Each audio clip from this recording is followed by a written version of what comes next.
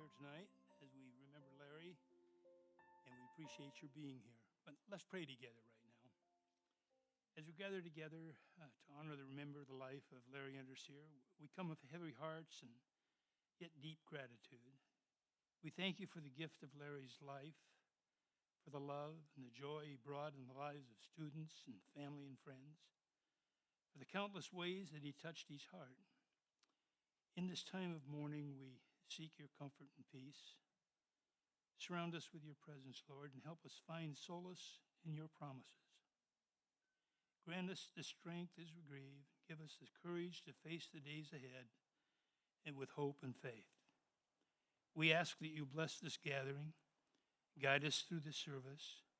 May your grace be upon us, and may your love sustain us as we remember Larry's legacy and cherish the memories we hold dear.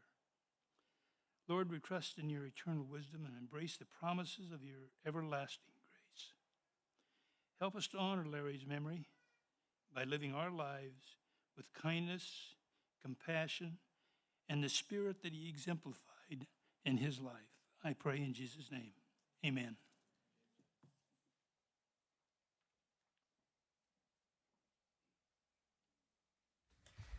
A couple of memories of Grandpa are these. Papa told Aaron and I to go stack the wood. One time, Soren and I were stacking, and I realized that the wood was getting stacked a lot faster than what Aaron and I were inputting. So I looked to my right, and there was Grandpa stacking with Aaron and I. Another one was a couple months ago for a school project about family history. And when I called Grandpa, he gave me whatever I needed. Grandpa encouraged Aaron and I to work hard, but really he was also working with us as well. And I'm going to miss that about him.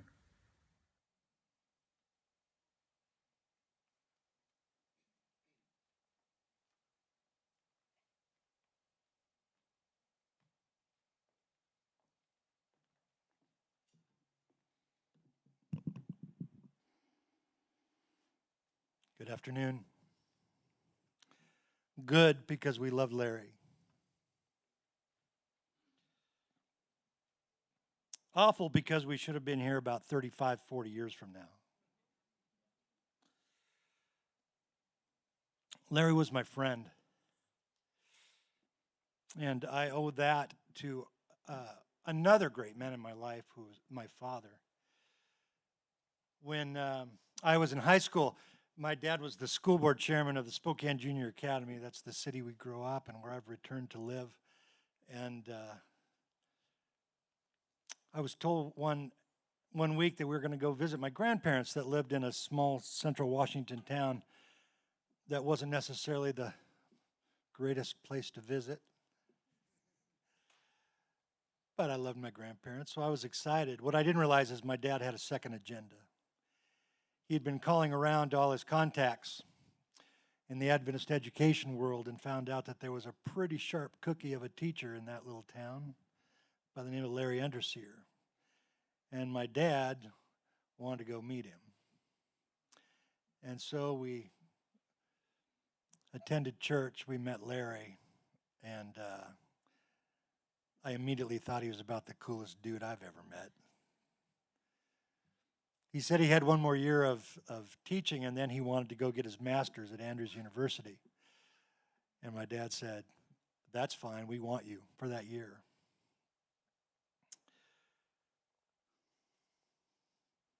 It was quite a year. I was a sophomore that year, and he, along with two of my closest friends that are here today, were in Larry's U.S. history class. And what a teacher he was, am I right?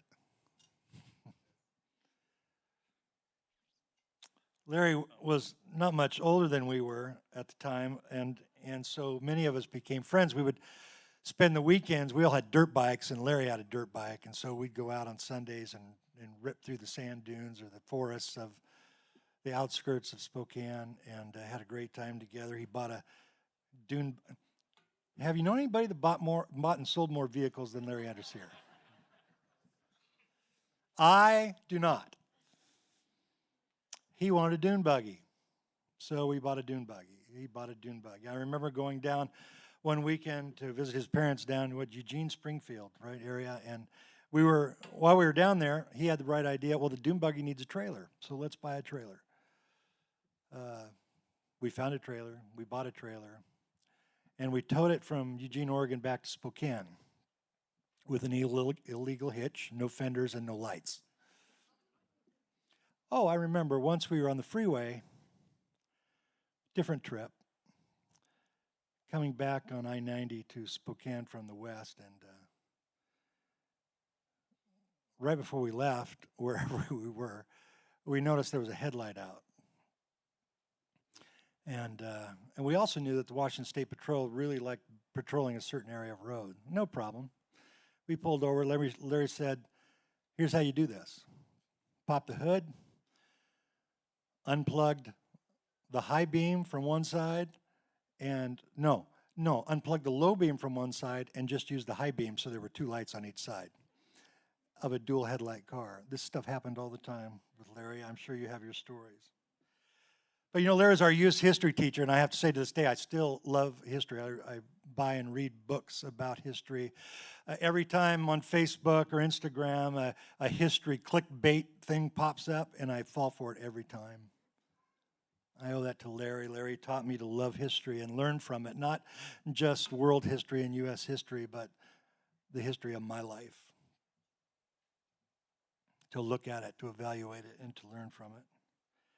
During that sophomore year, those churches in Spokane, there were probably only 3 or 4 of them at the time, and they would get together on Mother's Day weekend every spring in early May to do. They called it the Outdoor Club, and everybody, or a lot of them, drove up into Canada to Fairmont Hot Springs to spend the weekend together. And sermons were preached on a cliff overlooking the headwaters of the Columbia River. And it was quite an experience. And Larry wanted to go, and we were going, and invited him to ride with us. And he said, or we could ride our motorcycles. Larry had a 185cc Honda Enduro. One of the motorcycles we had was a 175 street bike Honda. Not the ideal bikes for a 7-hour road trip to Canada, but we did it. With our backpacks strapped to us, or in my case, to the bar on the back of the seat. And we drove to Fairmont Hot Springs in Canada in May, in Canada, through a little sun and a lot of rain and a bit of hail. And we loved every minute of it. Larry taught me to love adventure and to seek out and live a life full of adventure. And again, do you know anybody who lived a life of adventure more than our friend Larry? Everything was an adventure.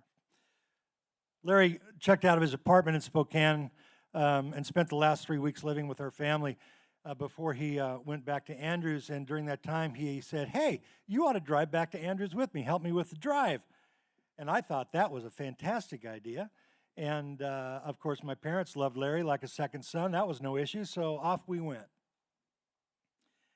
And one of the vehicles Larry purchased at that time, because he knew he'd be moving, was a pickup. So he could load all of his items in the back and make his way to Andrews. Most of his purchasing decisions, I believe, were wise. This decision was a baby blue 1974 Toyota 4-cylinder pickup with an automatic transmission. Some of you are snickering because you understand what a 4-cylinder does with an automatic transmission. I'm telling you, I'm not making this up. I can still hear the sound and feel the jerk of that little gutless wonder downshifting on the mountain passes in Montana just so we could keep forward momentum at 5 miles per hour. It took a long time to get across western Montana. We drove through the Black Hills of South Dakota, and we stopped at Mount Rushmore. I had never seen it before. And we went to the visitor center and walked up and gazed upon its glory, and it is, a wonderful place. And Larry said, "I'll be right back," and he disappeared. And about 5-10 minutes later, he came back and says, "Come with me." So I came with him, and he had bought us a helicopter ride to go over Mount Rushmore, which is really cool. Seeing it from the backside and from right eye level with the boys on the mountain. I fell in love with flying that day. And when I was thinking about it this past few weeks after we lost Larry, I realized that's when I fell in love with flying. And within a few years, it served as my inspiration to spend a little time as a commercial pilot. Now, Alex, I wasn't flying Super Hornets like you flew off aircraft carriers, but I did have it was twin engine. It was turboprop. I worked up to turboprop. Larry taught me to love flying. Over the years, when he was in and out of the Northwest, he would be invited to speak at churches, a lot of small churches up in the mountains for us, the smaller cities that needed pastors and needed a fresh face. And of course, Larry was a great speaker. And he'd always invite me along to do the music. And so he'd preach and I'd sing. And I did not like this idea at first at all, but we always stayed for the potlucks. But here's the thing, Larry loved connecting with people. He loved hearing their stories. And we stayed, I know, because Larry had a spiritual gifting to bring people joy and comfort and worth. A few years later, my friend Kevin and I were on the road with a group that traveled around the country doing music, and I remember very vividly when we'd go to all the many, many potlucks, when we'd stop at these churches or they'd feed us before a concert or all that. I found myself getting up, walking around, talking to the people that had provided the meal. Larry taught me that sometimes it's important to stay for the potluck. I only saw Larry nervous once in his life. And I mean shaking, perspiring, but with a giant smile on his face.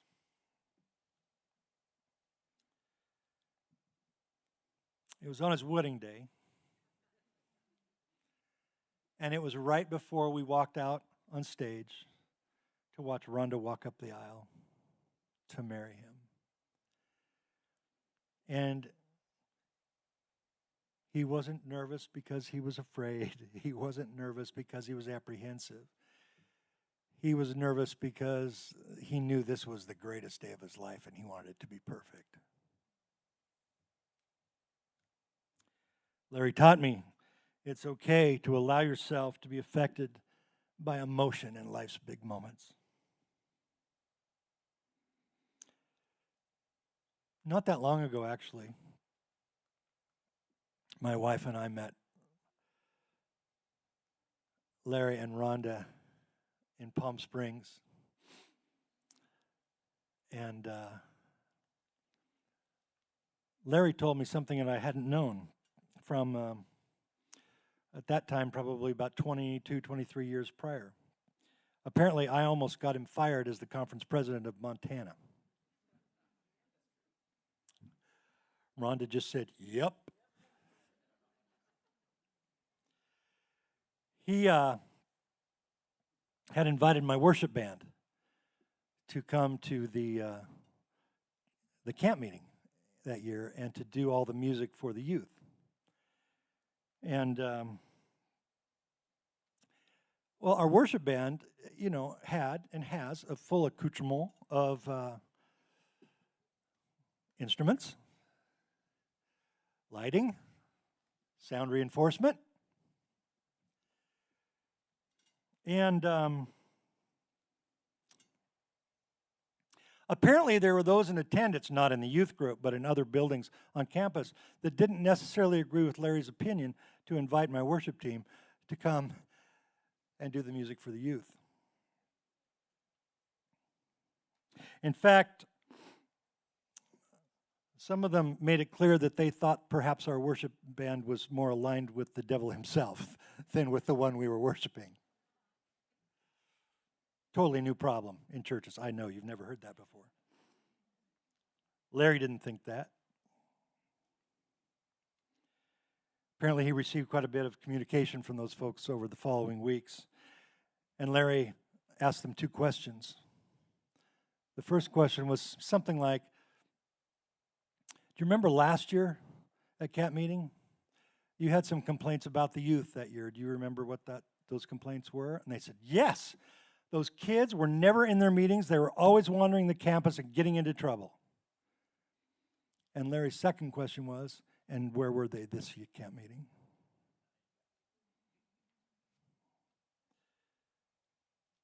Larry taught me about wisdom. He taught me to stand up for the right thing regardless of who complains or doesn't agree. And boy, Larry knew how to reach youth, didn't he? Think about that. 50, 55, 60, 65, 70, 72 years old, and kids love him.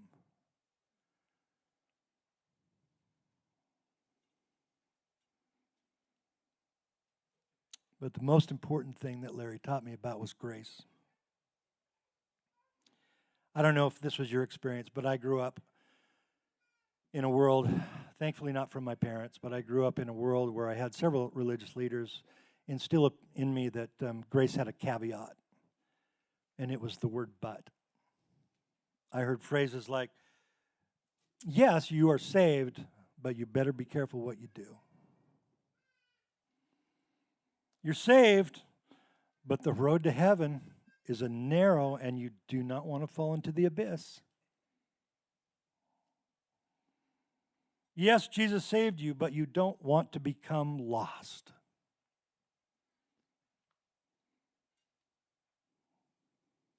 Never heard that from Larry.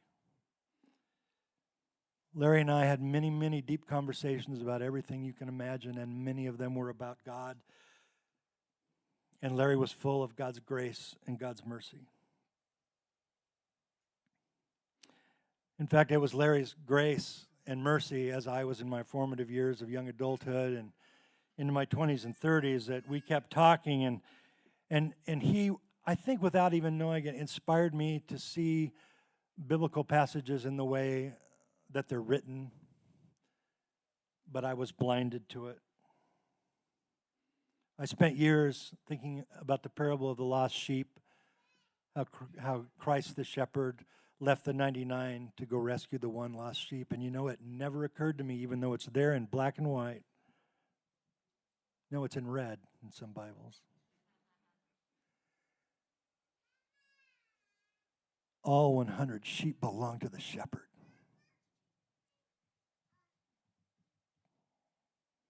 Larry taught me about grace. Larry knew that kind of a God, and it was the God that I now know, in large part due to his influence. Larry believed in me from the age of 16, and he always believed the best in me and the best about me. He was always on my side. No matter what, no matter if I was a dumb idiot or was doing great things in his mind, I was treated no differently. He always treated me with kindness, understanding, support, grace, and incredibly great love. And I mean no disrespect to our loving Savior, Jesus Christ. And I think he'd approve of this. I would really like a bracelet that says, what would Larry do? Because for me, Larry exemplified Jesus and his love and his grace for us.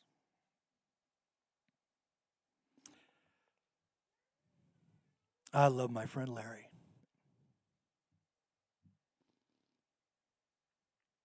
He is a great friend. And he, thank heavens, will be my friend for all eternity. Rhonda asked if I'd share a song that I used to share when Larry would invite me to come to Chicago or Dakota or Montana or wherever he might be, Reno.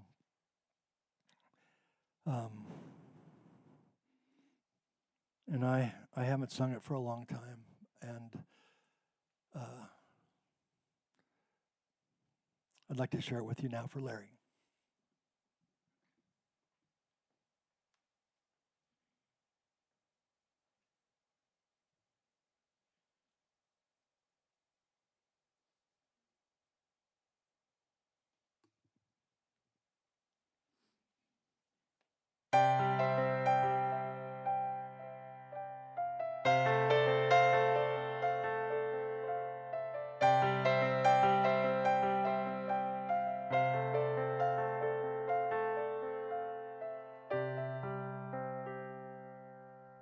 I've never seen the Eiffel Tower.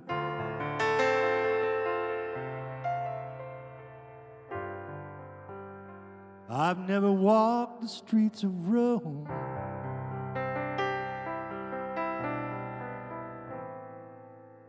I've never seen the world's seven wonders, but I'll see the greatest wonder on that day when I go home.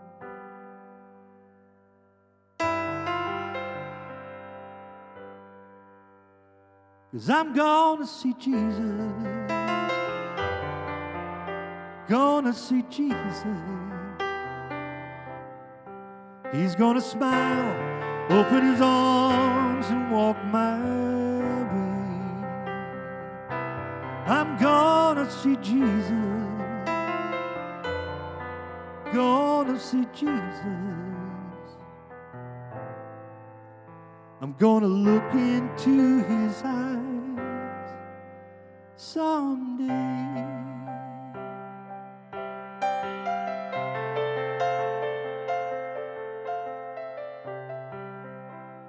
I may not see that much of riches,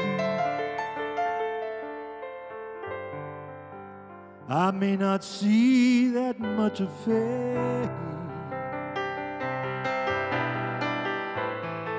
I may not see that much of worldly treasures, but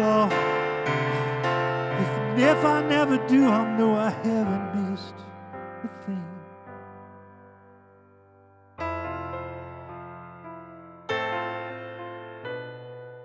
'Cause I'm gonna see Jesus, gonna see Jesus. He's gonna smile, open his arms, and walk my way. I'm gonna see Jesus, gonna see Jesus. I'm gonna look into his eyes someday.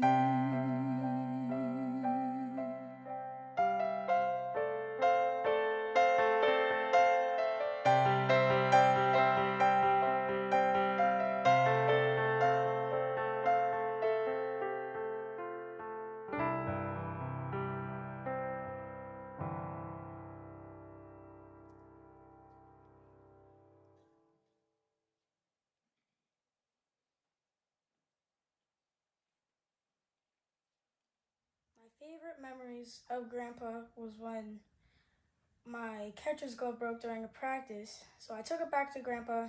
He told me all the reasons why it broke. Then he fixed it, and he even taught me a little bit more, and I just became a way better catcher that day because of him. Another memory that I have was when we went to a store to buy a sliding mitt for me, and Grandpa bought it for me, and then we went back to the house, and I was going to repay him, but he would not accept the money, and he would just always be there to help. And I'm gonna miss Grandpa.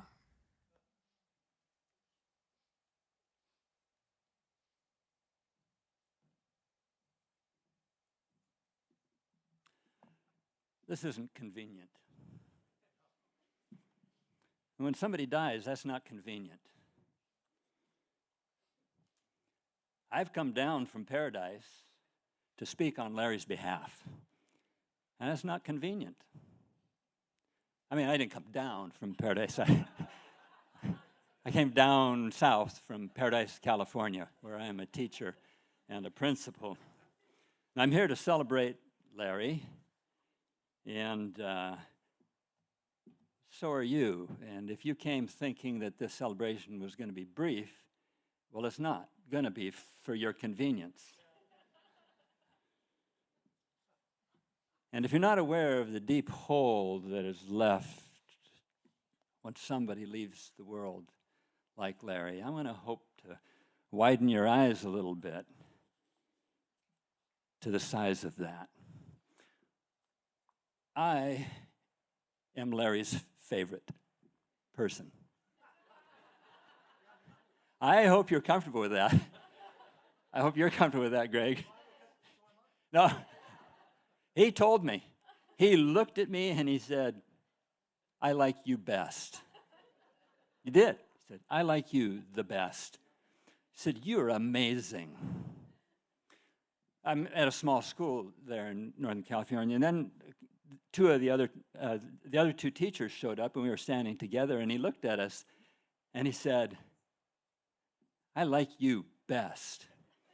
But I could sense that you had somehow suddenly pluralized. And I was like, wait, what? And then he said, you're amazing, but that same plural feeling was there. And so I decided I need to test this suspicion that I have. So I was with a larger group of teachers from a variety of schools, and I just boldly came right out and said, Larry likes me the best. And no, he likes me the best. No, he likes me the best. No, I'm his favorite. And here's what I found out. Larry doesn't like you. No.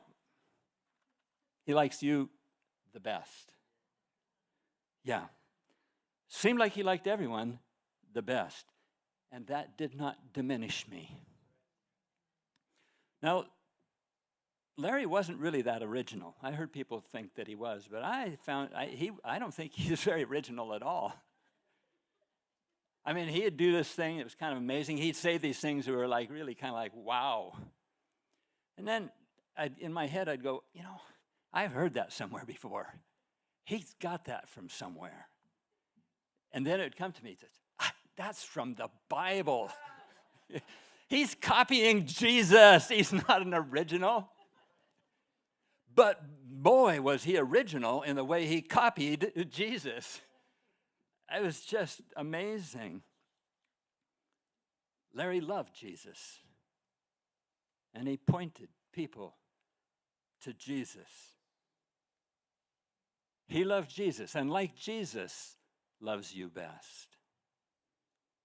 And rather than building a legacy for himself, he pointed people to Jesus, a very creative thinker and innovator.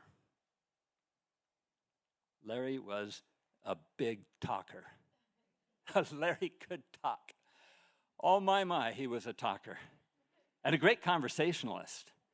But Larry could talk your ear off. He was my better in that. Well, whatever. That was Larry's word. That was his segue word. Whatever. Larry was big talk that came from big ideas that had big results, but always pointing to Jesus. Larry was a helper.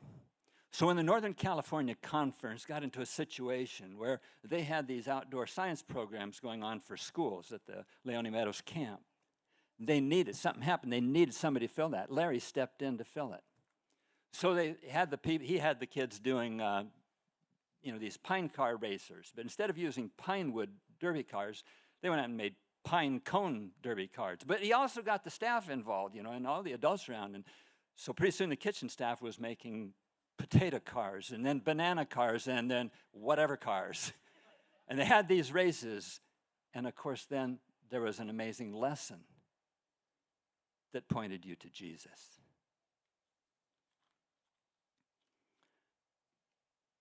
Larry was a climber, not a rock climber. He was a ladder climber, a career ladder climber.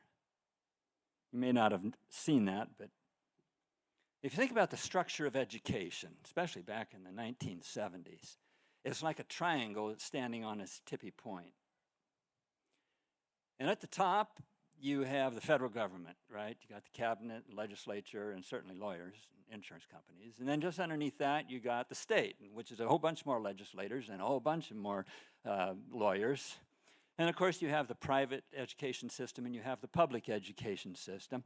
And Larry went down that private education system. So that at the top then would be the GC and the education. Then underneath that would be the unions. Then under that would be the conferences with their presidents and their different divisions, ministerial division and education division. And then underneath that, you see you have the local churches and with their boards and their principals.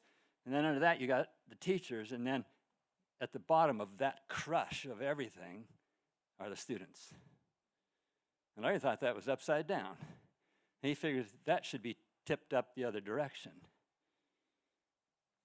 Well, he was a student of himself. You know, he went to school. When he was in academy, I was talking to somebody that had gone to academy with Larry, and he said, I was an underclassman, and Larry was an upperclassman. And he said, Larry was a big deal. He said, I didn't really know Larry, you know, with that separation up there, but I knew he was a big deal. He was, wow, Larry Unterseher. But he said Larry acted like he knew me, like he had known me forever. He lifted me. He was a bright light, always smiling. A great man, Brad said. Well, then Larry went to college. He went to Walla Walla College, now Walla Walla University. That was 1969 to 1974. And that's where I first heard of, wow, Larry Unterseher. Now, I was growing up, I'd grown up in the Mountain Freewater area, and there was another part of the Unterseher tribe, though they may spell their name differently, that lived in Mountain Freewater. But I knew Larry was a part of them because he had that same Unterseher hair talent, which was like atomic bomb. And so I knew he was part of that group that I was growing up with. So he was already safe right there. Now, I want to remind you here. You know, I said that Larry, this part of the program is about education, and I said that if you came here hoping this would be brief, remember you came here voluntarily, and so you should have known what you were getting into. Even if you're watching online, which is probably where the greater group is. Well, at that same time, 1969 to 1974, there was a musical group at Pacific Union College called Take Three. Any of you familiar with that one? Yeah. Bonnie Casey, the lead singer. They'd sing at colleges and at academies and at other venues. And occasionally, when the Take Three was on a tour, the bass couldn't come. I don't know if it was the bass and the player, but the bass couldn't come. So they asked Larry Unterseher to play the bass for Take Three. And I knew that, and I'm going like, boy, Larry Unterseher is like on stage playing bass, musician, big deal. Wow. So when Larry started working with me at schools, I knew he'd played the bass. So I brought the bass to school. And he'd play the bass, and I'd play the guitar, and it was take two. Partly because we'd forget and have to start over. Yeah. Now, Larry graduated from Walla Walla University with a degree, it was an education degree in history and Bachelor of Arts. But he didn't start at the bottom. Like most students, or most graduates, they got to start at the entry level. Since Larry had tipped this education thing upside down, he started right at the top as a teacher at Moses Lake and a principal. It was a small school. So he was the teacher and the principal, started right at the top. Is there anybody here that's part of that world of Larry's from Moses Lake, the beginning? Right there. Moses Lake. And it just kept following him. Yes. And I'll bet you there's some people online going like, oh, if they could only see me, I'm going, me. Yeah, that's where it all started, right there at the top. Well, Larry started working, and then he decided he was going to become a pastor. And so he left teaching, and well, he taught at Moses Lake, and then he taught at Spokane Junior Academy, and then he decided he was going to go to Berrien Springs to become a pastor, to get his ministerial degree, MDiv, ministerial degree, which he did. And then he was in a pastor world for a while, but that's somebody else's story, in about a handful and a half of years. So that's not my story. But then he got that division, that MDiv, and he went from being, wow, Larry Unterseher, to Pastor Unterseher. And then for a bunch of years, he was doing that, and in 1986, he returned to education to begin climbing the ladder down.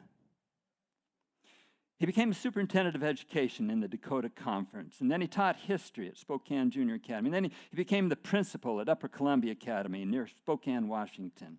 He then became the principal of the Dakota Academy, and then for the next 14 years, Larry was superintendent of education for Montana Conference, and then superintendent of education for Nevada, Utah Conference. And in 2008, he finally made it to the bottom and was conference president of Nevada, Utah Conference.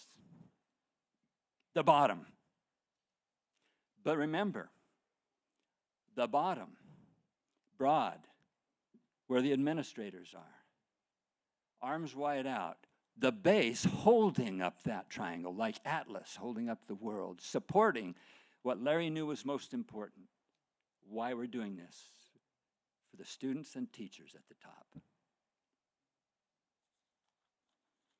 Well, around 2014, Northern California was searching for a pastor to minister to students of communities with small schools. Now, small schools have regular-sized people in it. It's just that's how it has in the regular-sized buildings. But they have maybe one or two teachers, and if they have 3 teachers, then they're a large, small school. Well, I was in one of those. But they were looking for a small school teacher. And Albert Miller, who is the current education superintendent for Northern California Conference, said that when Larry's name was suggested, there was a lot of concern, a lot of doubt and suspicion as to whether or not this was a good idea. To ask a conference president to step down to be a small school pastor? But Larry thought it was a promotion. And he was headed back up to the top again, and he accepted that. And Albert says that Larry raised the bar. He raised the bar to a different level of small school pastoring. A lot of these schools just didn't have a pastor dedicated for these children at school specifically. Now think about it. Follow these career locations that I have mentioned for Larry. Eastern Washington, Western Oregon, Montana, Dakota, Nevada, Utah, Northern California. These are big places with very rural spaces and a lot of small schools, like where Larry started. And that's a lot of traveling, all spread out. Thousands and thousands and thousands of miles, more than enough to get you from here to the moon. I would say enough to get you from here to heaven. See my notebook? I got my reservation.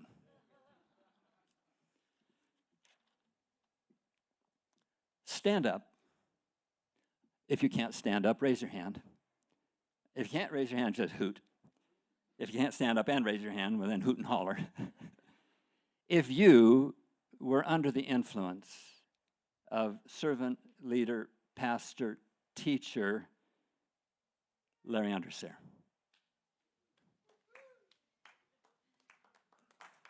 Yeah.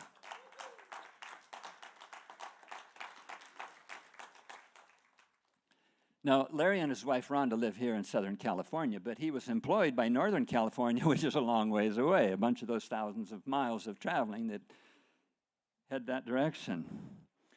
So this is actually a ministry of Larry and Rhonda, especially, I think, with her allowing him that immense collection of things, or maybe just tolerating this immense collection he had of toys and sports equipment and dead animals and just stuff. As pastor and teacher extraordinaire, he would drive his truckload of stuff to, these scattered schools. Well, one day he was in his truck traveling down the freeway and he got in an accident. And the police showed up. Now, I've heard this story several ways. Either all that stuff, animal parts and pelts and whole animals that are either endangered or were involved in a crime that was in his truck. They were either scattered all over the road or they were in the truck. I've heard it both ways, and you can pick the one you like best. And the police officer came and looked and saw, and Larry had a whole bunch of explaining to do as to how he had these in his possession and how come that was okay. That was awkward. But those animals made their way to all the different schools and to different, Pathfinders and all kinds of celebrations in church.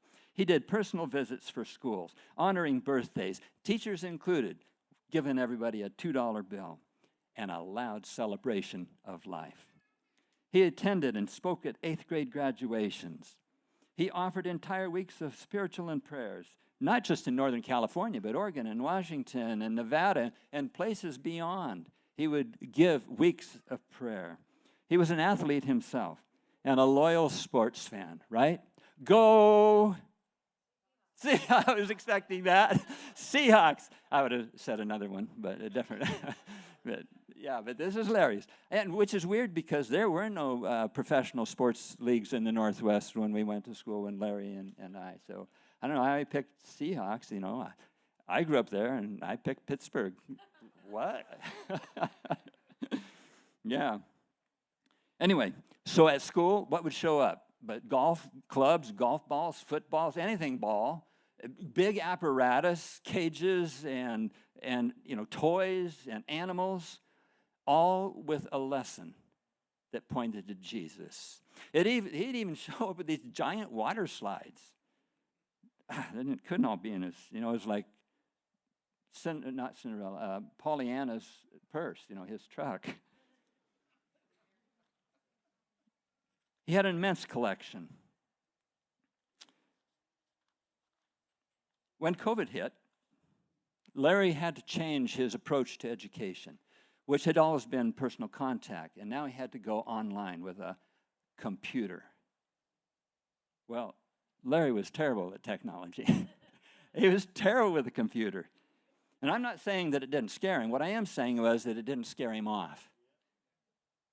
And so he got the computer thing set up, and he would give us this, when we could sign in, because he knew he had support, tech support. He'd get on, and then it would fail.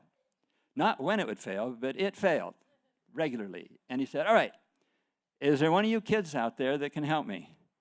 And some 6th, 7th, 5th grader would come up and say, okay, we'll do this and this. And they would remote fix whatever it was. Pastor Larry knew. He was humble. He knew. He was not smarter than a 5th grader when it came to technology. Yeah, he knew that. Well, whatever. That wasn't the only word that Larry did constantly. These words came out on a regular basis. What can I do for you? Is there anything you need? How can I help you? And us small school teachers, we need help. He would do that even for his conference companions. We'd say, we have no way to have a music teacher. So he'd go out and find a way to have online music. We need something for history. And so he created these online classes for us small school teachers. History, science, language. Oh, we need an art teacher. So he tapped into Emily Not Kim. Although I bet you are artistic. Yeah, well. So he tapped into Emily. This is something I noticed. He talked a lot about his in-laws. He didn't talk much about Kim and Mike. But he was really proud and about who you married. Yeah. And so he got Emily to come in and do online live, interactive art classes. It was amazing. This, this is about Larry, so if you want to talk to me about Emily, talk to me afterwards. But it's amazing. You would think that she was a direct offspring of Larry and Rhonda. She was so amazing. That must be Mike's effect. Yeah. And he was faithful. He was faithful. He had worships every week online. And they even continued past COVID, as well as then coming into that. But he was faithful to do that. And these were worships that met the needs and were relevant to all age groups. Larry was connected. When he would walk into a room, he knew who was in there. He knew the people in there, and they knew him. He was so connected from all the experiences of where he was at. I want to speak to you. While I'm up here, I want to bring you the voice of some of those teachers. I want you to hear their voice. Larry always asked, "What can I do for you?" And then he did it. He sat with the students and read with them. He was good. He was good with my kids, and they loved him. One day at school, I had a flat tire. One-teacher school. Larry arranged for a sub, took me to get the tire fixed, made sure they treated me with respect. Classic Larry. Cindy. I'm teaching at the school I'm at because of Larry. So kind, so caring. I told him I was looking for a school, and a particular kind of a school, and Larry matched me with that. Lily. I took a class from Larry at PUC. He always had words of encouragement. Vicky. Our new teacher was one of Larry's last gifts to our conference. Kimberly. He was like a big brother, always warm, friendly, happy, healthy, always looking forward. He was one of a kind. Whether you were small, medium, or a large school, you mattered. And all those pelts. Lisa. I am a principal at a large school. Larry and I had no collaboration of any kind. There was no reason for him to interact with me. But he would come up to me and he would say, "Justine, do you know how special you are? What you're doing is amazing." And I'd think, how does he know? But he knew. He was sincere. And it lifted me. Pastor Larry was such a supporter of teachers. He always prayed for us on his school visits. He always asked what he could do for each of us. He truly loved each teacher, was truly available to help and support our schools. Kimberly. I was his favorite. He liked me best. Wendy? Let me bring you the voice of students. Pastor Larry was kind and funny. Dylan. He was a kind man. When he was here, I knew it was going to be a good day. Andrew. He was a great pastor. He gave us $2 bills whenever it was our birthday, joked around with us, played games with us, and taught us a lot. Maya. He always made my Tuesday morning a lot of fun. And when it would come on other days, well, that was fun too. Caleb. Larry was always so kind and caring. I'm sure some people liked that he brought the $2 bills, but what he did was teach us things that we didn't know. To me, the thought counted more. You know, it wasn't like every month or so someone gives you a $2 bill, but it was something he did, and he liked it. Oh, he cared enough to do things and bring things for us when he'd come to the school. It probably would have just been easier to talk, But he had all these activities when he came, and I was always excited when he would come to school. He was most kind. That was Caitlin. He was most kind. He was sweet. He was awesome. Nova. He was a good person. Always had a smile on his face. He would bring something like extinct animals. Cynthia. Oh, it was so cool. Unique things that he'd bring to teach us with. I once got to hold a stuffed monkey. Very patient and gentle to all of the kids. Oh, that last one was Abby. He was very patient and gentle to all of the kids. He always put a smile on kids' faces when he'd walk into the room. Ashlyn. Pastor Larry was a great man, such a great man. Not because he gave us $2 bills for our birthday, but because he was such a kind man that drew us closer to God. Caleb. Pastor Larry was special. He made me feel special in a way that where not only I was special, but everyone. The kids knew it too. His acts of kindness and telling you always God was supporting you. Carly. Larry Unterseher. 51 plus years and moving forward of serving. Now, Alex, I think that might be, 2.5 military careers? And still going. Yeah. For 51 years, he was perfecting his craft. In his unique ways, one of a kind set of gifts, imitating Jesus in word, in storytelling, and in action. Pointing others to Jesus and highlighting Jesus' love and grace and fun, and that Jesus loves you best. He turned education on its head, put students and teachers back on the top, but didn't forget the support of administration. That's where he ended his career, wasn't it? Back on his top. It's profound to me and fitting that God knows our lives from beginning to end. Because the last worship that Larry did for my small school, and the others that were online, was using Alex Espinoza, his son-in-law, his favorite. He liked Alex best. Using Alex for his inspiration. Proud of you for picking him. Me too.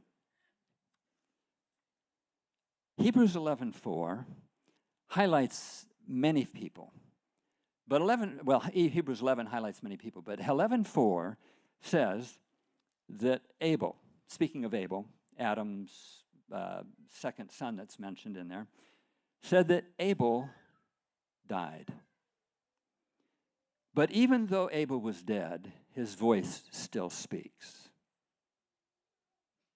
And so like Abel, the last voice I'm going to bring you here is Larry's.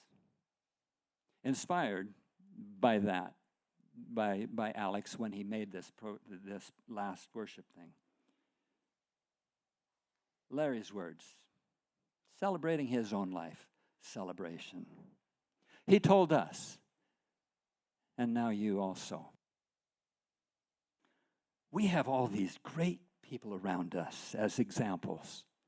Their lives tell us what faith means. So we too should run the race and never quit. We must never stop looking to Jesus. He is the leader of our faith. He is the one who makes our faith complete. Think about him.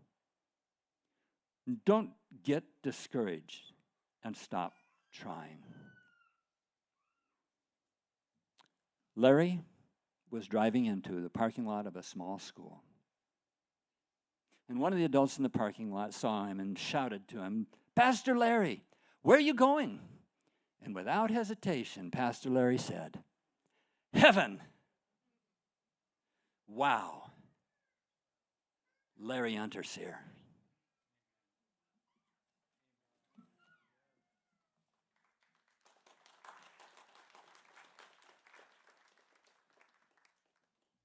Hello, my name is Jake. I want to tell you my favorite story about Grandpa. One day when I was 2, we went mini golfing, and I hit my ball into the last hole. And I was sad because I couldn't get it back, and Grandpa went and bought me the ball because he was a kind man.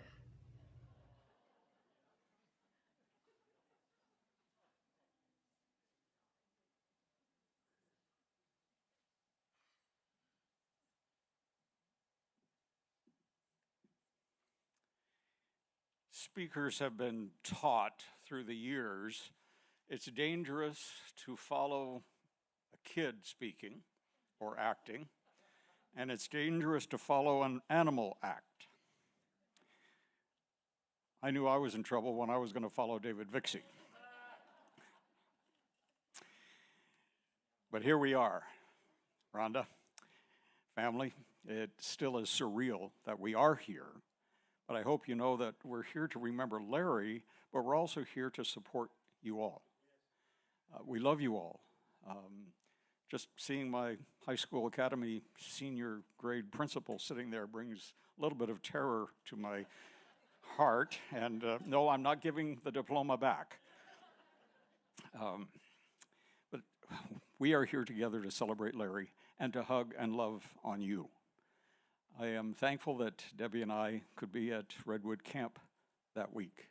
It was not just an accident, I don't believe, that we could be there for you. But we're here today to remember and to celebrate and to laugh and recall and think of the good things that Larry has done throughout his ministry and throughout his life. I have so many memories, and there are so many random things that remind me of Larry, but one of them is one I'm wearing today. Larry showed up. I mean, talk has already been spoken about the things that Larry carried with him.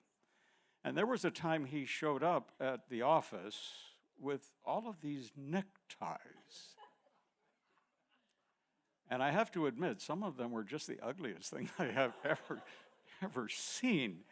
And he goes, "Jim, I mean, these are for everybody. Take as many as you want. You know, I want to give these away." Read that as, "I need to get rid of them." Well, I made a pass through the first time. Well, he came back another time to the office, and he still had them. He goes, "Jim, you need to take another one, or 2, or 3. Well, I did take a few. And this is one of them. When I retired, my wife can testify. She was still working. She came home during that first week after I retired, and I had gone through my whole closet. I had gotten rid of suits. I had gotten rid of dress shirts, not all of them, but most of them, and I had gotten rid of probably a few hundred neckties. But there were a couple of them that I couldn't because they reminded me of my friend Larry. And I knew I would wear them sometime. It doesn't happen very often, but I knew it would happen. And I am glad that I kept a couple of them to help me remember Larry. Another thing that reminds me of Larry has already been mentioned more than once, and you've seen them out in the display arena, and that is $2 bills.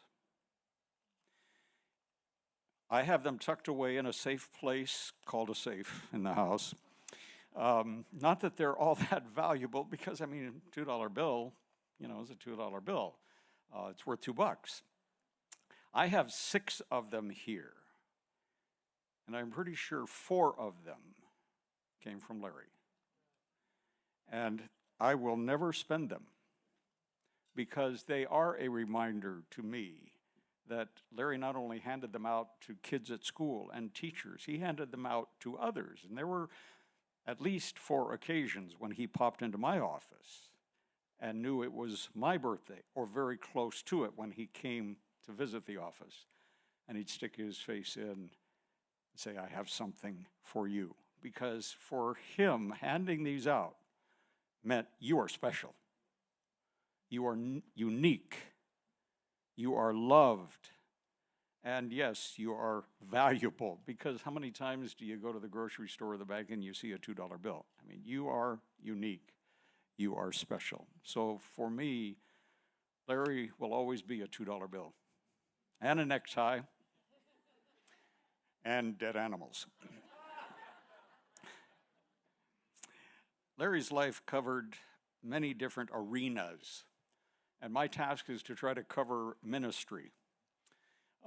Ministry is one of those words that means different things to different people, and yet it covers a broad spectrum. I learned this firsthand as Debbie and I were traveling to England once, and on the plane they handed out the immigration forms you have to fill out of why you're there and who you are and what you're doing there, et cetera, et cetera, et cetera, and it's had a place for occupation. And I thought, well, conference president is not probably the occupation I want to put down, so I put down minister. Walked up to the very nice person behind the counter who was stamping passports and looking you over, and camera is checking on you also, and he looked at my form and he went through it and he said, oh, you say you're a minister? And I said, yes. And he looked at me, my shorts and other things, and he said, minister of what? Finance? In his British background. And I thought, okay, you got me. Yeah, let's say clergy. Can we say pastor? And he grinned as he stamped my passport. So for me, ministry and trying to describe ministry covers really all of Larry's life and so many things that he has done. Larry had a heart that was steeped in ministry. And you can call that pastor, you can call it teacher. It's all part of what ministry is. That love that Larry had for everyone and that love that he had for Jesus played out in every part of his life. He kept his eye on the heart of life, and that was Jesus, and that was heaven, and that was love that you give and that you receive. And David, your final story ties in very well. You stole it, but it ties in very well here as the story I heard being up at Redwood Camp that last week. Larry rolled into camp without the proper parking pass in his windshield. And the very dutiful people at the security gate, of which you really can't be afraid of them at all. I mean, they're sitting there just smiling. But they saw he didn't have the parking pass. And as the story I heard, and as I remember, and as I am telling it to you now, was very similar. They said, okay, and they knew who he was. Where do you think you're going? And he said, I'm going to heaven. And just a few minutes later, we all know what happened. That was Larry's heart. That was who Larry was. Such appropriate and fitting words from Larry. I always look forward to seeing Larry, whatever the occasion was. Whether it was a meeting, something outdoors, whatever, he always had something positive and encouraging to say. And somewhere along the line, within the first 5 seconds that we would be together, we would be laughing. Because Larry was always smiling. He had something to tell me, something funny to say. He would pop in, whether it was my birthday or not. He would, if he was in the office, he would pop in and stick his head around the corner to see if I was busy and say, Jim, you got a minute? And, we'd spend the next 30 minutes just talking and laughing and sharing some good times. And his question to me was, Jim, how is it going? Can I do anything for you? And that to me was some of the most touching and significant conversations that I'd ever had in my office.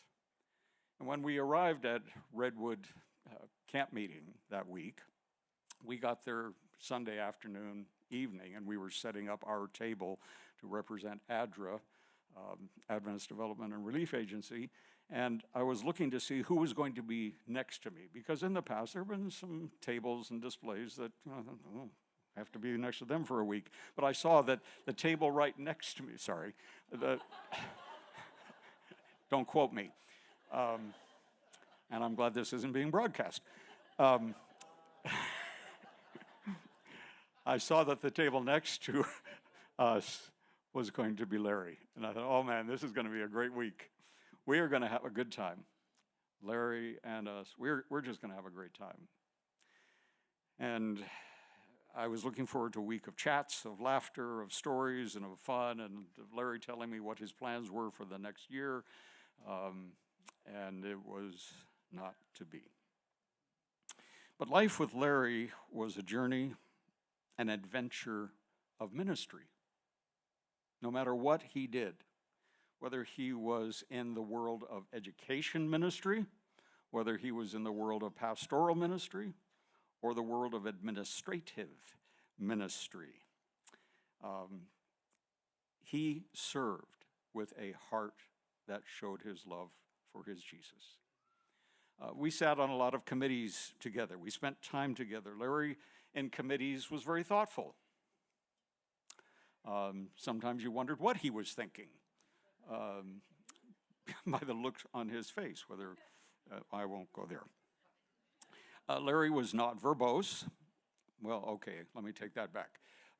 Not all the time, but Larry, when he spoke, it was one of those things that you listened to what he said, because it was thoughtful. Sometimes he would lighten the mood with some deadpan humor, and we all needed that, and I was very thankful for that. And there were times I enjoyed sitting next to him, and there were times I regretted sitting next to him because we got in trouble. Larry was always quick to focus on what was important. To me, I would hear questions from Larry, what is the right thing to do? What would Jesus do? What would Jesus want us to do? How can we be of help to this situation we're describing and discussing? And like any of us who served or have served in an administrative role, it's not just fun and games. Sometimes people say, oh, wow, you're the conference president, you're the education superintendent, or you're the conference treasurer, or whatever the case may be. Think, wow, you're pretty important and you got all this fun stuff going on, but they don't know what happens behind the doors when they close. It isn't always just fun and games. But when tough times have happened and when there were challenges, when circumstances seemed unfair with Larry or any of us, the Larry I knew, the Larry I saw in action, handled things with grace. He handled them with respect for others and for the role that he was carrying at the time. He handled things with respect, and I hope that some of us were able to minister to him and with him along the line. He was fun to hang out with, whether it was just the two of us or with a small group or with you guys over a meal at the Queen Mary or wherever else. Every aspect of life that I've said, Larry was being a minister. And even at dinner together, we laughed. We shared stories together. I can't tell you what we ate, but I can tell you we had a good time. And that, for me, for us, was ministry. I was so thankful when Larry accepted our invitation to join the Northern California Conference as a small school pastor. And yes, there were some questions about, well, is this really a good transition for somebody who had been a conference president to take on the role of this wandering, itinerant small school pastor? But that was 10 years ago. And he was still loving it. It suited him. He was loved. He took his role seriously, not just playtime, that's already been pointed out. He wanted to do something to introduce kids, reintroduce them, get them to know better his friend Jesus. Before I retired, I made it a point to go around to all the schools in our conference, large schools and small schools, and see what was going on and see again for myself the good things that were happening in our schools. And to see the impact that Larry's ministry was having in those small schools was really one of the things I wanted to see the most. And at a few of the places, Larry was actually there. And I thought that was really cool because we got to hang out together, even if it was just for a short amount of time. But it was so fun to see him in action, and for me to stand back and watch the kids just crowd around him, the teachers, the smiles that they had when he walked into the room. And he kept saying, "No, Jim, you need to have this time for you." No, Larry, this is about the schools. This is about the kids, and this is about your ministry with them. Being a pastor for one church is tough enough. And I've pastored some small churches, and I've pastored some large churches. But to have a district of 15 or 16 or 17 churches, as in schools, that's tough. But Larry did it with a smile. He never complained. He never sought for pity or sympathy. He talked about the good things that were happening and of the plans that he was making for what was going to happen next in the next few months or the next year, as he was able to share Jesus in a new way. And when I retired 6 years ago, I saw Larry, and since he was considerably older than me, by, 6 months or something, I said, "So Larry, what about you? What's next for you? When are you going to go down that R road?" And he just looked at me almost shocked. He goes, "Not yet. I love what I am doing." And he still was loving it. Larry loved people. He loved kids. He was loved in return. 1 John 4:9 says, "We love because God loved us first." Larry knew that reality, and he shared that love in so many ways with so many of us and with people we may never know about this side of eternity. Many people walk through life leaving very few footprints. Larry walked through life positively touching unknown, untold numbers of people by putting God's love into action in Larry's own unique form of ministry wherever he was. And as sad as we are right now at our collective loss, we can be eternally grateful that Larry walked life with us. And looking to that better day and that better place, if heaven has a currency, I want to find the closest thing to a $2 bill, and I want to get as many of them as I can, and I want to give them to my friend Larry, my special friend, my unique friend, my valuable friend, my loved friend.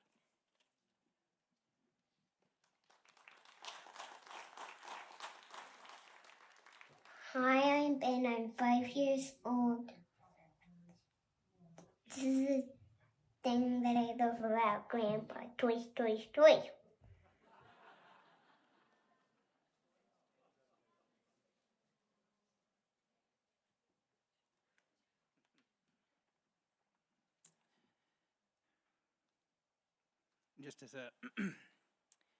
Just as a point of interest, I've got a signal that I will give my wife. I've written this out, so if she needs to come up and read it for me, that's going to happen, right? So it's going to be a tug of the ear, and she'll be up here, and we'll move forward. But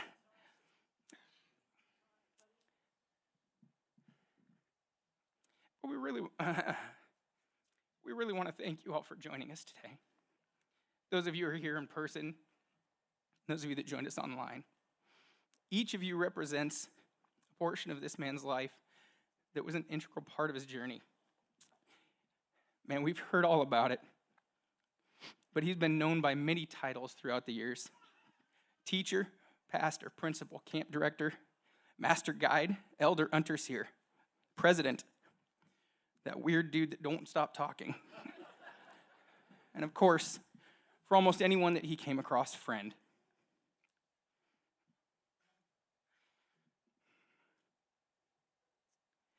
He was a lot of things. He was a lot of things to a lot of people. For a few of us, he was a son, brother, grandpa, husband. And for the truly lucky, we called him Dad.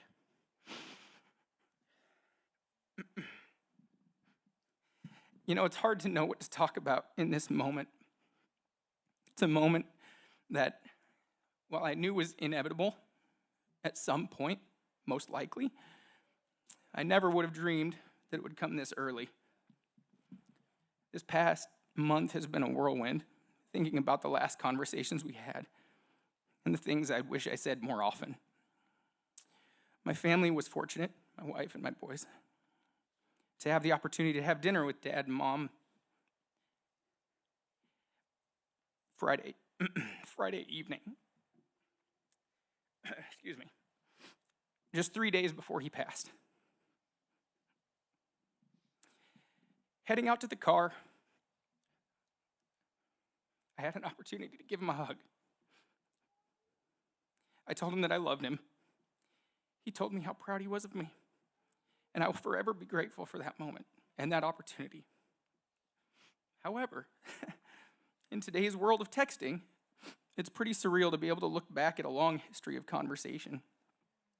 My dad was a man who liked to include us in everything.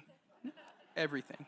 It didn't matter if it was his Pinewood Derby car setup at camp, a beautiful lake that his hotel room was overlooking, or a breakfast patty that he had just microwaved. He just wanted us to be a part of it and share in his joy. You know, as I look through our text conversations after he passed and I reflect on the fragility of life, I find myself wishing that I had replied more than the word yowza or yikes or that's a handsome mallard a little bit more often. That was a real one. That didn't happen too long ago, and that's the stuff Dad would text, was a picture of a duck. That's what it was. And while I know it's not feasible to spend all of our time calling or texting the people in our phones to tell them how much we love them, Dad's sudden death has given me a new perspective.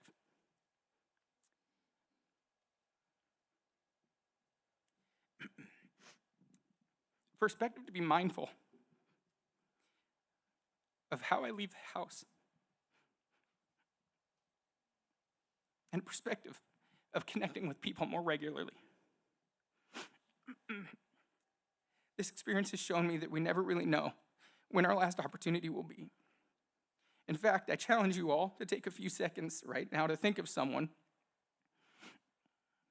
that you'd like to connect with, someone that you want to share what they mean to you and send them a message. You can even take your phone out and do it right now. I won't be offended if you're all staring at your phones, but I think it's important that we take those moments to move forward. And while sharing words with people is so important, my dad also taught us that the importance of actions speak louder than words. A perfect example came from our friend Gary Carpenter, who coached the Mount Ellis Academy girls basketball team with my dad. Shortly after Dad passed, Gary shared a story. He said, I believe it was 2002 or 2003, Larry and I were coaching the Mount Ellis Academy girls basketball team at the Southwestern Tournament in Texas. We returned to our motel about 11 p.m. after a long day and a draining last game. We were all completely exhausted and facing another game in the early morning. After we exited the team van, one of our younger players started sobbing uncontrollably. She could not find her new white Nike basketball shoes. She had taken them off right after the game to keep them clean. They were not in her bag. They're not in the van. Her only other shoes were the loose sandals she was wearing. Larry quickly got a description of the shoes and asked me to make sure all the girls got in their rooms. And he hopped in the van to go look for the shoes back at the gym. I did my rounds and went straight to bed. I woke a little before 4 a.m., slipped from my room and patted the halls, checking the doors to make sure all was quiet. Larry's door was propped slightly open. The light was on, but I could clearly hear he was asleep. You could always hear when Dad was asleep, to be fair. So I know the story is true. Sound asleep, but fully dressed. Larry was sprawled across the bed, sound asleep. The player's lost Nikes safely parked on the bed next to him. As I turned to leave, a piece of paper on the floor caught my eye. It was small, but 20 years later, I still remember what it said. For on that paper was printed Larry's life story of quiet, selfless love and ministry for those he touched. It was a receipt. It was a receipt from a 24-hour Walmart about 30 minutes away. And it read, 1 Nike women's size 6. It was timestamped 12:36 a.m. Larry never mentioned this to me or the team. And I've never told this story before today, and I'm sure that's what Larry would want. This is who my dad was. He was kind, selfless, and unconditionally loving. Excuse me. It never ceased to amaze me, his willingness to go above and beyond for the people he cared about, which just so happened to be every single person that he met. My dad also couldn't pass up a good deal. He just couldn't do it. Although Mom would rarely agree on the majesty of his latest find, they did come to an agreement over the years that as long as it was organized, out of sight, and didn't come into the house, whatever deal he found was just fine by her. Of course, one of his favorite things to deal throughout his life were cars, which happened to be difficult to keep out of sight. This man, and we know the number. This man owned 256 cars in his life. He's got a bucket of pictures of each one of them. It also made it very exciting when he would go out on these road trips because you never knew what he was going to be driving back in with. And more often than not, it was different than what he left in. Dad would spend hours looking at ads in the classifieds or grabbing an Auto Trader magazine from the grocery store. I remember as a kid, we would often look at the papers together, putting a star next to the cars we thought were interesting. Then we'd swap papers to see what was catching each other's eye. And if our stars aligned,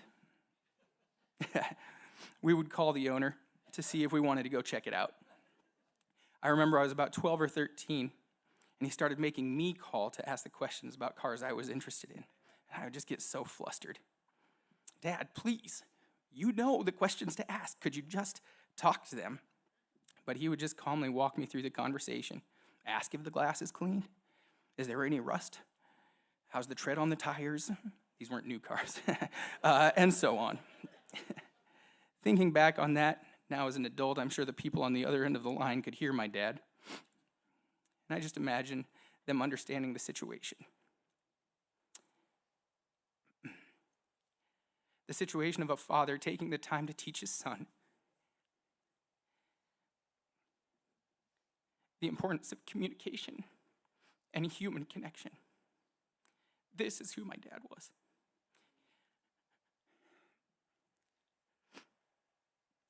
He was patient, caring, and compassionate. He would rarely get upset. Instead, he would calmly try to understand any situation and communicate in order to deepen the human connection with everyone that he could. My dad was unbelievably resourceful. Over the past couple years, I would look at him and say, you know, Dad, it's not really a deal until you sell it for more than you bought it. Otherwise, that's just an expense.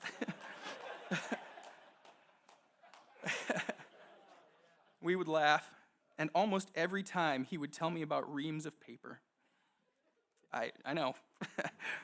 For those of you from the Northern California Conference Small Schools, you probably bought a ream of paper from him at some point. He was so excited when he discovered some discount warehouse in Sacramento. I think it's in Sacramento. He would walk in, and when he could find reams of printer paper, he would buy as many as he could. He'd take them to sell to the small schools for $1 each. Do you know how much these typically cost if they had to buy them at a store? Like $4 to $5. He would tell me that all the time, and he'd be so excited to share that. Then, with the money he received from that paper, he would go find some other item on deep discount, somehow convince the store to knock another 50% off. And then he would use that item for a worship talk at his schools. Or he would use that money to send the infamous $2 bill to every one of his students on their birthday with a note that read, "Happy birthday."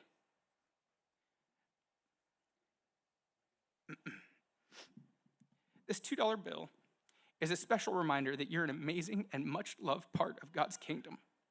Pastor Larry. Even more than the deal itself, he was excited to share the deals he found with people. This is who my dad was. He was joyful, thoughtful, and God-fearing. His drive to share the good news of grace, no matter who you are, is what drove him throughout his entire life. And finally, my dad was a dreamer. Many of you may not know the story of how my parents met, but while in the seminary, he was the manager of a sporting goods store, which combined several things that he loved: sports, people, and making deals, which was a good fit for him. One day, my mom went into the store with her dad, Papa. At some point, for some reason, Papa made an announcement that my mom was single. I don't know. I'm not sure what laws existed back then on accessing customer data, but my dad used the information from the store to get in contact with my mom. On their first date, he picked her up in his then current vehicle, one of 256, remember, which happened to be a small RV for some reason. And Papa let her go. I don't know. I think he ended up, I don't remember all the stories, but I think he ended up trading that RV for a dune buggy or a small church or something else that he found. I don't really know. I think it was. I know. One of those. Over the years, his work took our family to many places: Washington, Illinois, South and North Dakota, Montana, Nevada, California. Part of the reason for those moves, of course, were career decisions, but another part was adventure. Dad was never one to sit still. If we were watching a movie, he would be there with us, but he'd be looking at a land magazine for sure. One of his favorite things to do was go walk property that was for sale. Most of the time, it was land that he would be dreaming of buying for the conference, to build a camp or a retreat or a ropes course or something. But it was also true for our family. In fact, every Labor Day for the past 20 years, we go to Portland, play softball in a tournament with friends. And of course, Dad loved playing softball, but he loved talking with people more. For the past several years, we would combine that trip with a Northwest coastal trip, either the Oregon coast or to Puget Sound somewhere. While we're there, Dad and I would dream about the possibilities of a riverfront property outside of Tillamook or a bayfront property somewhere.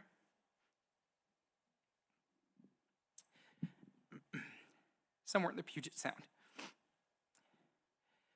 We knew we didn't need much, maybe even just some land that we could park an RV on. Maybe even the same type of RV he picked my mom up over 45 years ago. And only a few months ago, we sat in his living room and talked about retirement. He always wondered what he would do in that retirement. We would dream of a family business that he could run. I told him we should start a little shop called Larry's House of Stuff That Nobody Wants. The inventory was already here, so. And we would laugh. But we actually did come up with some plans for him, and he and my mom had plans for the coast. You'll notice in the program, you'll notice a few things in the program. First of all, we do know the difference between principal and principal. And while I'm sure Dave is in fact a principled individual, autocorrect got us on that one and we couldn't change it this morning, so that's okay. And my dad actually loved these little faux pas. We actually had a time that he was praying at one of my aunt's memorial services. And he said the word morality instead of mortality during his prayer. And people laughed, and we still tell that story today. So we decided just to enjoy this one as part of this service, and we'll laugh and tell this story for years to come. But the other thing to notice in the program are the lyrics to the song Coastline by Hollow Coves. This is one of my parents' favorite songs and an anthem for their upcoming retirement years. My dad was busy looking for a place that they could go on short getaways, and a place that they could share with us as a family. Looking for a realization of a dream that they'd had for many years. So, whether it was 46 years ago, committing what I could only imagine would be a misdemeanor in order to meet my mom, all the way to 1 month ago when he died, he was making plans for the next decade of their lives. And this is who my dad was.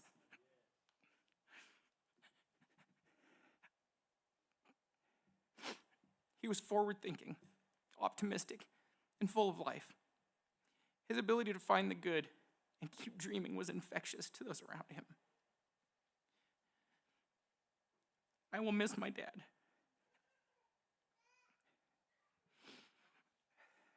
It's hard to imagine a life where I can't make a call to figure out why my car is making a noise, or what he thinks about why I was wrong in a marital tiff. It is strange how dads have an ability to make you feel safe in any situation and speak truth and love. I'm sure he didn't know everything, but it sure felt like it when I needed advice on anything.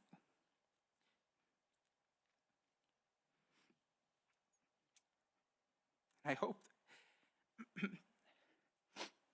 that I can be the same safe space for my boys that he was for me over the past 41 years.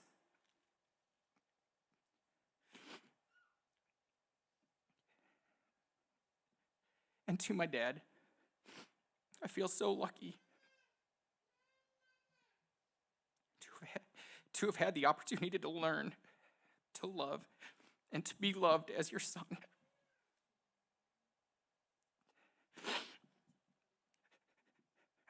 Please know that you are loved, you are missed, and you will never be forgotten until we meet again.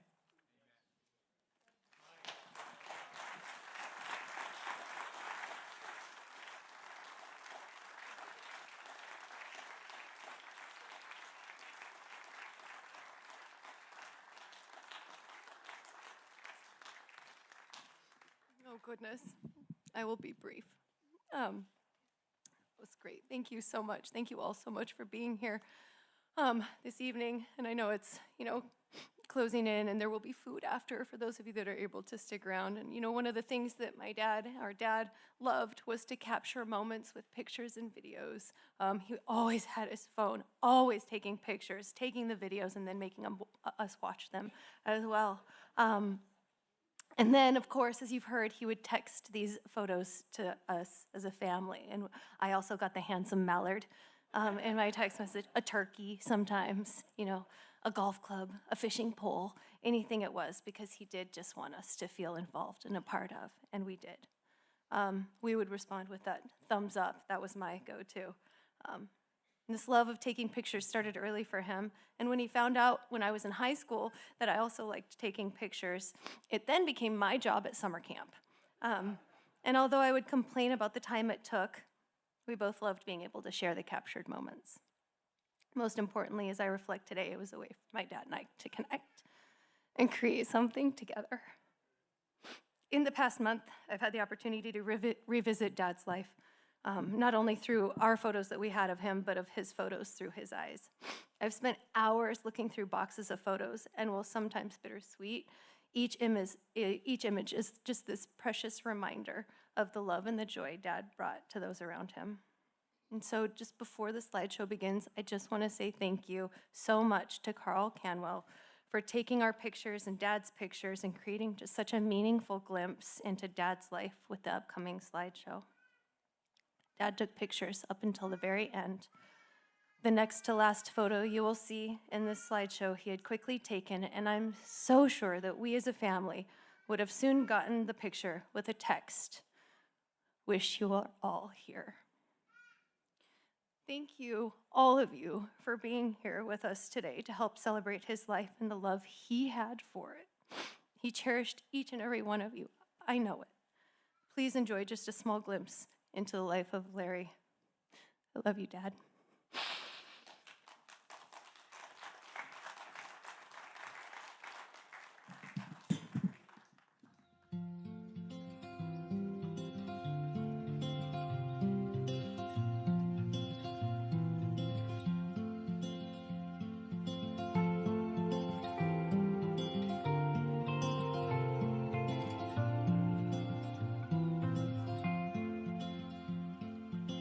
Sunlight fell, it reminded me that life can be so gracious sometimes. And I felt like everything around me was connected somehow.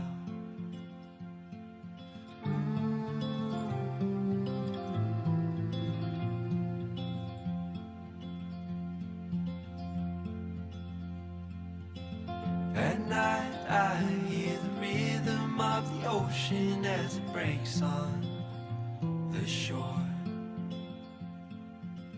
And I think about all the things that I am grateful for. And they say, hold on to the ones you love, keep them close to you. And they say, hold on to this time we have, and let the light shine through.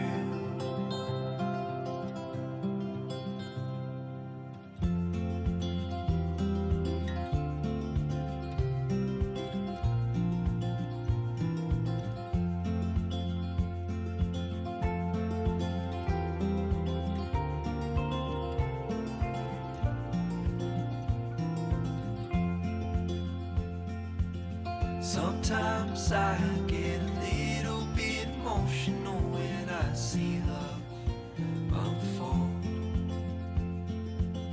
Two hearts bound by reflections of the memories they'll forever hold. And they say, hold on to the ones you love, keep them close to you. They say, hold on to this time we have, and let the light shine through.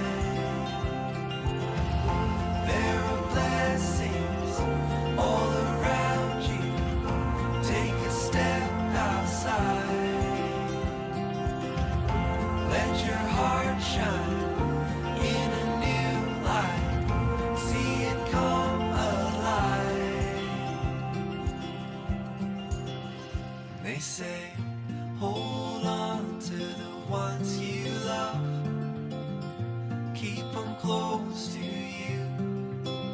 And they say, hold on to this time we have, and let the light shine through.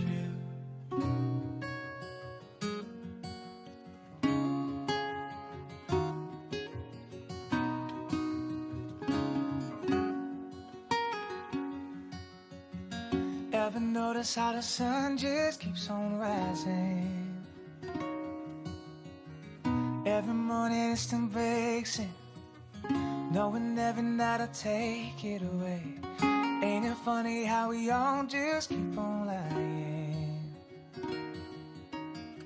Pretend there's anything other than this moment with each other. I can't say why someone would second guess or ahead. So take being here now, and if it's 10 years or 2 or a lifetime with you, I'll just be grateful for what I got. When only minutes remain on the rest of our days, I'll just be grateful for what I got.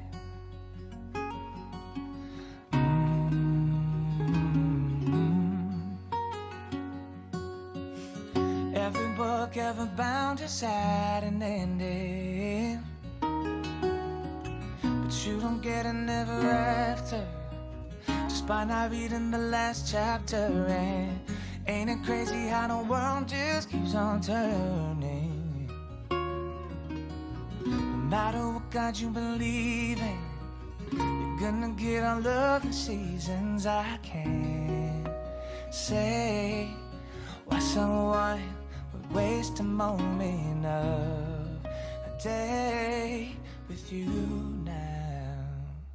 And if it's 10 years or 2 or a lifetime with you, I'll just be grateful for what I got. When only minutes remain on the rest of our days, I'll just be grateful for what I got.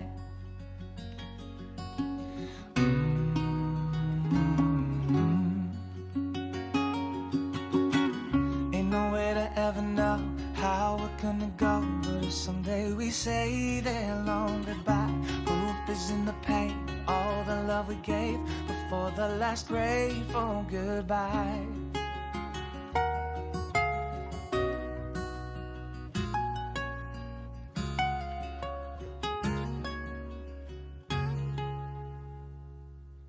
And if it's 10 years or 2 or a lifetime with you, I'll just be grateful for what I got. When only minutes remain on the rest of our days, I'll be grateful for what I got.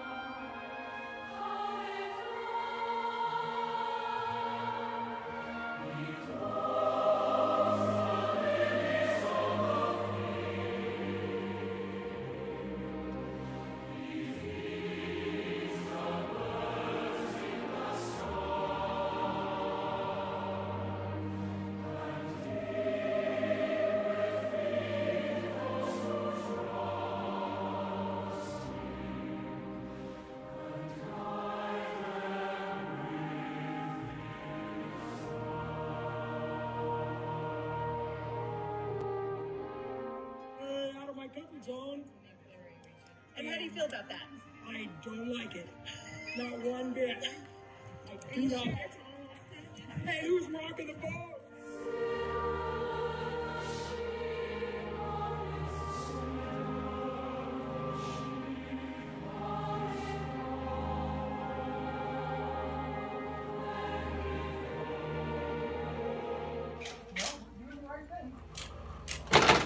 Ready? Yeah, get mobile and I'll Yeah. pull. Babe, I feel like you're...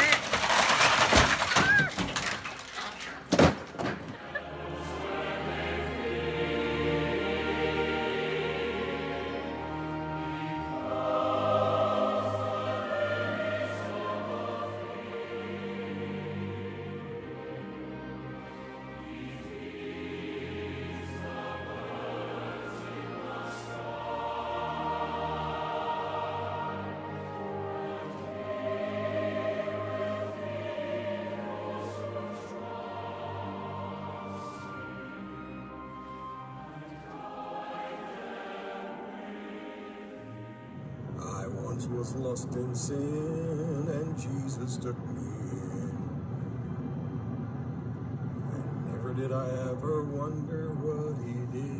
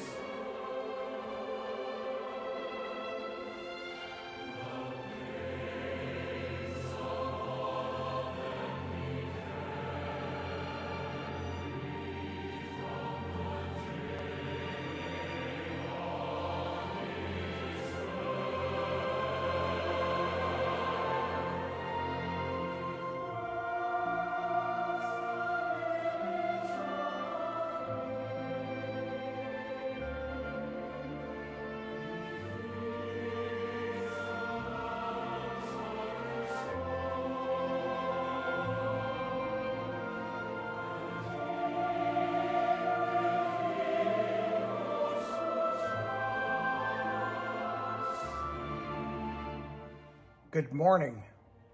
Welcome to worship on this Friday morning. Today, we're going to be talking some more about grace. But before we do that, let's pray together. Father God, thank you that we have the opportunity to learn about this thing called grace. Help us to understand it better as we learn more about you. In Jesus' name, amen.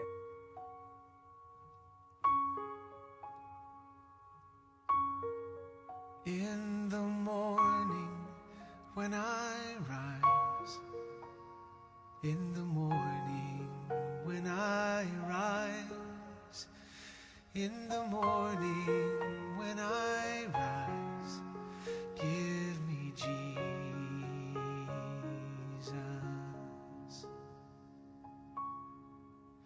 Give me Jesus. Give me Jesus. You can have all this world, but give me Jesus.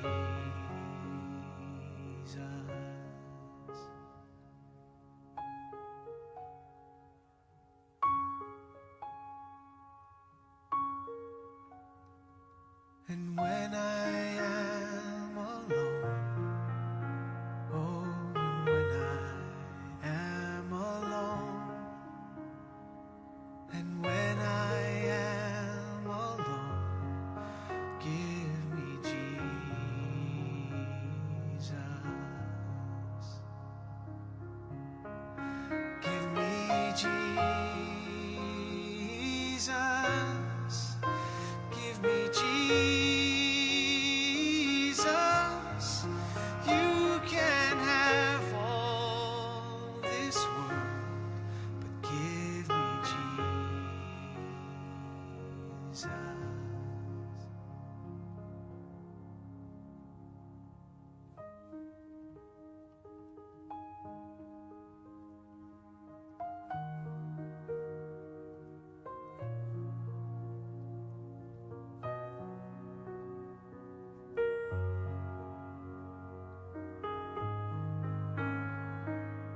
Said it was an anaconda.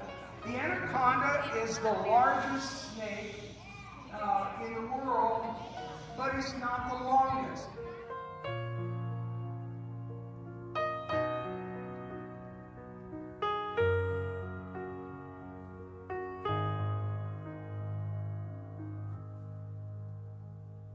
And when I come to die, oh, and when I come to die, and when I come to die, give me Jesus.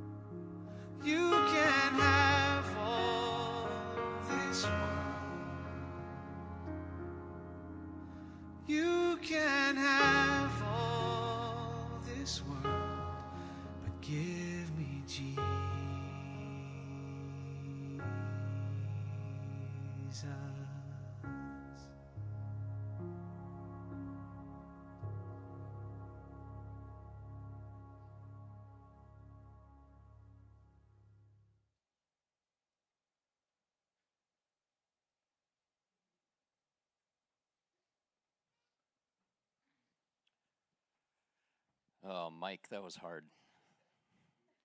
You honored your father well.